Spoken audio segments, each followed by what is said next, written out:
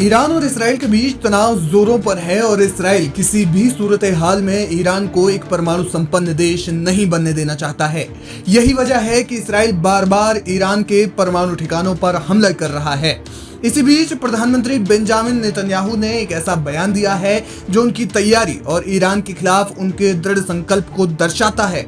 इस्राएली PM Benjamin Netanyahu ने कहा कि वो ईरान के परमाणु कार्यक्रम को तबाह करने के लिए अमेरिका का इंतजार नहीं करेंगे। जानकार मानते हैं कि ये केवल एक राजनीतिक बयान नहीं बल्कि इस्राएल की राष्ट्रीय सुरक्षा रणनीति का एक अहम संकेत है।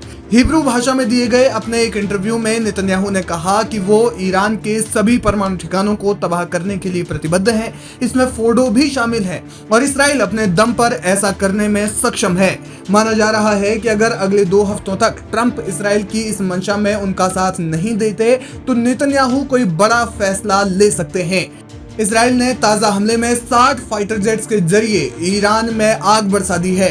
इस्राएली रक्षा बलों ने ईरान के भीतर कई सैन्य ठिकानों पर ताबड़तोड़ हमले किए। इस्राएली सेना ने बताया कि बीती रात तेहरान के मध्य में कई हमले किए गए, दर्जनों टारगेट्स को निशाना बनाया गया, जिसमें मिसाइल प्रोडक्शन के लिए सैन्य उद्योग स्थल और परमाणु हथियार अनुसंधान और विकास के लिए सेपन मुख्यालय भी शामिल है। इस दौरान 60 से ज्यादा वायुसेना के फाइटर जेट्स ने खुफिया निदेशालय से सटीक खुफिया मार्गदर्शन के साथ रात भर ईरान में दर्जनों सैन्य लक्ष्यों पर हमला किया, जिसमें लगभग 120 गोला बारूद का इस्तेमाल किया गया। Aim right, achieve big. At KR Mangalam University, we provide you the platform to turn your dreams into reality. At KR Mangalam University. IDF ने पूरे हमले का एक वीडियो भी सोशल मीडिया प्लेटफॉर्म पर जारी किया है। इसमें फाइटर जेट्स दिखाई दे रहे हैं। आईडीएफ ने लिखा कि रात के दौरान ईरान के तेहरान क्षेत्र में मिसाइल उत्पादन के लिए कई औद्योगिक स्थलों पर हमला किया गया। इन स्थलों का निर्माण वर्षों में किया गया था और ये ईरानी रक्षा मंत्रालय के लिए औद्योगिक केंद्र के रूप में काम करते थे।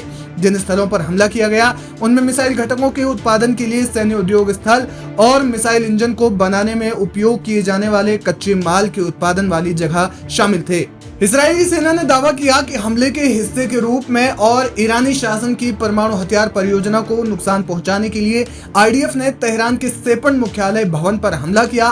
सेपन मुख्यालय का इस्तेमाल ईरानी शासन की सैन्य क्षमताओं के लिए उन्नत प्रौद्योगिकी और हथियारों के अनुसंधान और विकास के लिए किया जाता है, जिसकी स्थापना साल 2011 में ईरान के परमाणु हथियार कार्यक्रम के संस्थापक मोहसिन फखरजादे ने की थी। इसके अलावा ईरानी शासन के परमाणु हथियार कार्यक्रम के लिए आवश्यक घटक के उत्पादन के लिए एक साइट पर हमला किया गया। वहीं इस्राएली वायुसेना ने ईरान से लॉन्च किए गए कई ड्रोन्स को भी रोक दिया। यानी मकसद साफ है कि इस्राएल किसी भी हाल में ईरान को एक परमाणु संपन्न देश नहीं बनने देना चाहता। ईरान चाहता है कि वो इस्राएल को ज्यादा से ज्यादा नुकसान पहुंचाए, लेकिन इस्राएल दूसरी ओर से ईरान पर ऐसे हमले कर रहा है जिससे तेहरान में एक तरह से आसमानी कहर बरपाया जा रहा है। देखना ये होगा कि ये हमला कब तक जारी रहता है और दोनों के बीच का तनाव कब थमता है।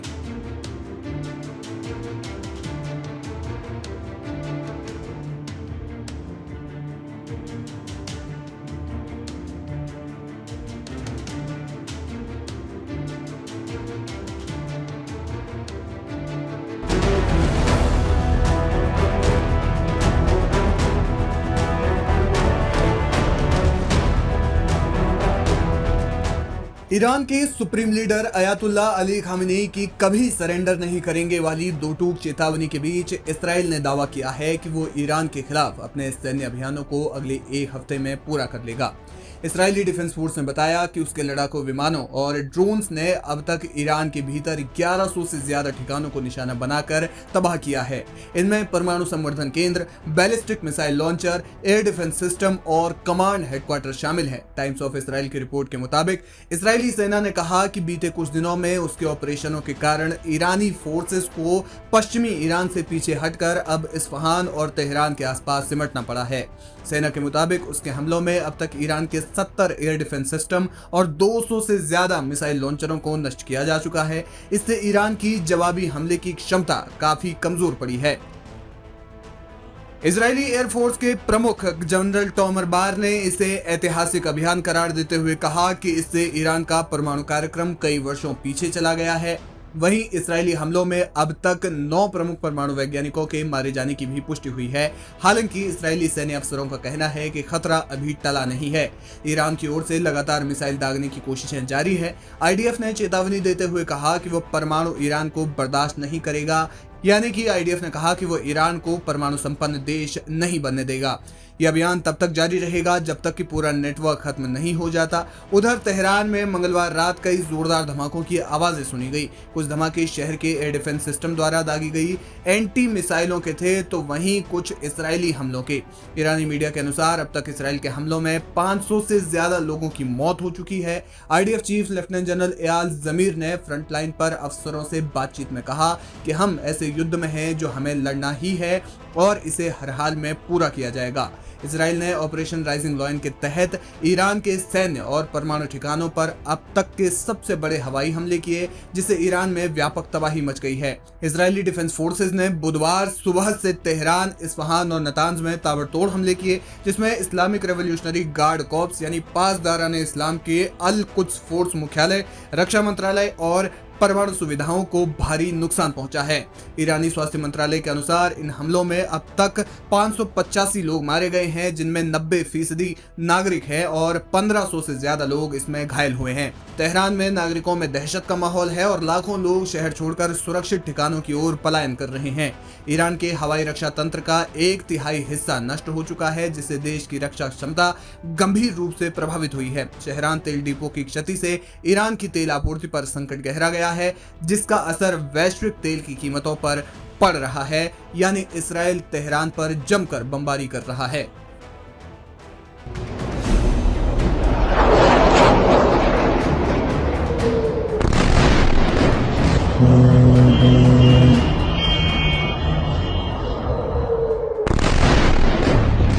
मिडिल ईस्ट में तनाव तेज है और इलाके के सबसे मजबूत देशों में से 2 देश ईरान और इस्राएल ने एक दूसरे के खिलाफ मोर्चा खोला हुआ है। 13 जून से शुरू हुई इस जंग में अब तक दोनों ओर व्यापक तबाही मचाई जा चुकी है, जो कब तक जारी रहेगी कहा नहीं जा सकता।